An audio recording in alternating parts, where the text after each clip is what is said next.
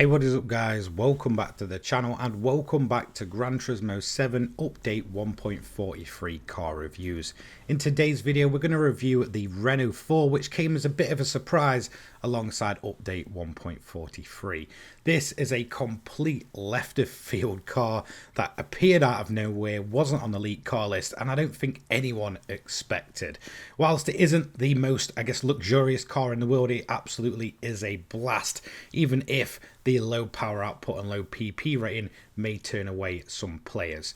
Now, as always with these car reviews, we're going to have a look at the price point to begin with. This is a very cheap vehicle, 24,400 credits currently in the used car dealership. I actually went on to buy 5 of these things, one fully upgraded, standard, and a load of kind of mixed versions. The one that we're seeing here has 57,700 miles on it, PP rating of 153.27. As you can see, displacement 1,108cc, FF layout, 33 brake horsepower, weighing 720 kilograms, as well as being naturally aspirated. So the stats don't really give this car much credit, and to be totally honest, those stats feel a little bit generous. This is a seriously slow car, and as always, we're going to review it both around the Nordschleife in its standard form and in its fully upgraded form at the high speed ring as well. Now, obviously, when it comes to the Nordschleife one, I am going to cut the clip up as it is a little bit of a lengthier lap. However, let's talk about the Renault 4 and its history. This is a basic car in every sense of the word. It was super simple to design, super simple to make, and actually comes along as the world's first mass-produced hatchback. Now, this was made by Renault from 1961 all the way up until 1994. I'm sure I read somewhere that this was something like the 16th longest car run for any single model.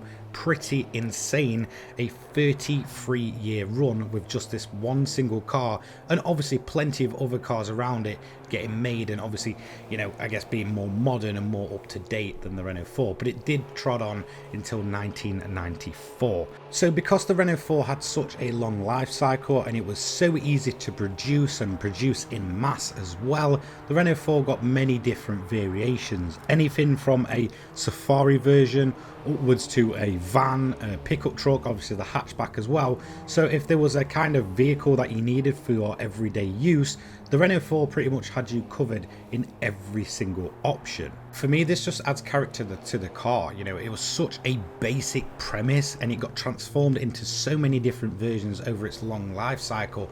I feel like this is something that we just don't see with modern day vehicles. The majority of the time, cars today, in terms of a single generation of car, will probably last 7 to 8 years at most and then just be completely phased out.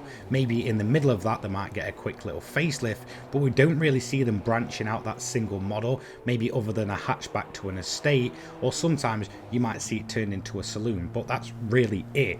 Typically they don't have a long enough life cycle to kind of get all these different versions made for every single use possible. So credit to the Renault and credit to Renault 4 for absolutely just smashing it out of the park. This is absolutely insane to look into this vehicle. So the model we're seeing here is the GTL version. Now let's give you a few rundown on the specs of this thing. Its top speed was a relatively measly 75 miles per hour. 37 brake horsepower, couple that with a 4-speed manual and you've got literally no speed. You really do need to get this thing going downhill to really get anything that resembles a rather quick car, at which point that very high up suspension and very basic suspension layout will absolutely want to throw you around as the car moves from side to side. So overall, yes, it's not going to win any awards in terms of that. However, when it comes to the Renault 4, it isn't dead quite yet. Whilst this model that we're seeing here did run up to 1994, it is currently returning, or at least announced to return. Unfortunately, it is not in the same shape or form that we're seeing here. It's sadly going to be an EV mini SUV, or at least that's what it seems that Renault are aiming for. And unfortunately for me, it never will be a Renault 4. It's a massive shame because this car just stood for being a mass-produced hatchback, serving every single purpose you could think of, and just to limit it to one single model as an an EV mini SUV just seems like an absolute shame. It's a shame they wouldn't go back and done what they've done recently with some of these sort of resto mod EV vehicles. I would absolutely love to see that in an official capacity from Renault. In terms of GT7 though, I don't really need to say much about this car. It's easy to drive, it's very, very slow, but to be honest, if you want to sit there in VR and kind of take in some of the views of these beautiful sceneries and tracks that we have in game, then, well, look no further. It's quite a little quirky car as well. You'll probably notice a very, very basic dashboard, but a cool feature is the gear changing basically straight out of the center part of the dash. It's just absolutely awesome.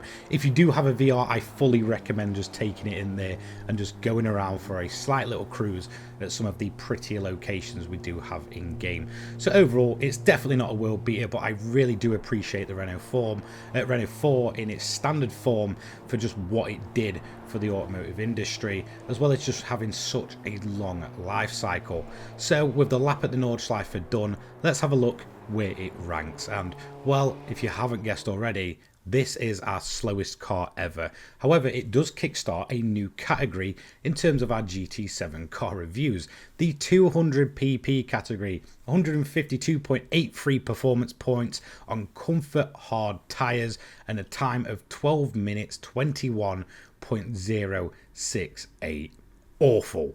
But we are still going to go for the fully upgraded version. And once again, sadly, when you've put all the upgrades on without some fine tuning, you're still going to be hitting relatively low top speeds. However, the Renault 4 absolutely comes alive.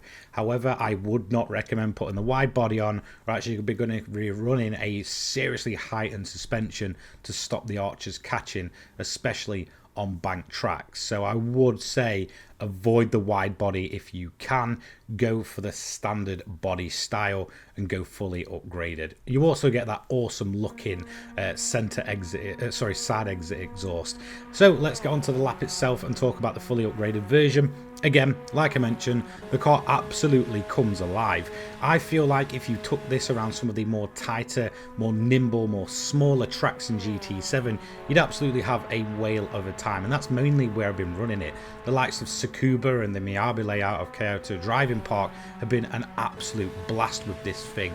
It comes out at just under 600 pp, so in the 500 pp range, so it's, again, maybe not the most useful car in GT7, but certainly an absolute blast. Once you've thrown that extra weight out, strapped on a turbo, strapped on some good tyres, this thing becomes a little miniature go-kart. It really is perhaps one of the more fun cars in GT7 to absolutely throw about. And the same goes for the Abarth as well, which this kind of, you know, sits in that same category of very, very old and very, very low PP rating. And I feel like these cars just absolutely become a completely different animal with the correct setups and with the correct upgrades on. Now again, unfortunately, like I mentioned, I cannot fine tune these fully upgraded vehicles to just keep it as level as possible, but certainly with a few fine tweaks, this Renault 4 could probably be a very, very enjoyable track car at almost anywhere. I don't see why it just wouldn't be. So in terms of the fully upgraded Renault 4, it absolutely is a step up from the standard, and I fully recommend throwing those upgrades on and going for that classic race car vibe. You'll have an absolute blast, trust me on that one. So let's head over to the lap time leaderboard for the fully upgraded, and funnily enough, this isn't the slowest car we've tested. Now it's actually rather surprising considering this sits at a measly 507.96 pp fully upgraded without the wide body, and with the Jimny also there at 557.66, the Renault 4 absolutely beats it. In all honesty, I'm speechless. It's pretty insane that this thing comes along as one of the slowest cars in the game and still manages to beat the Jimny. Obviously, that's without the engine swap. So the Renault 4, is it worthy of giving it a try, or should you just completely avoid it? Well, I'm a sucker for the classic cars, and I'm a sucker for cars with history. So for me, the Renault 4 is an absolute must buy. You need to get your hands on this thing. It's absolutely fantastic and great for a good laugh. Thank you so much to all of my channel members: JRO49, Victory 2FA, Mailton, Louis Vieira, Old School Gamers, Crazy Cobra, Carl Wyatt, Phil Wilmot, Dominic Saylor, Dan, Sean and Chris 75572. Thank you for your continued support, and I will see you in the next one. Take care, guys. Peace.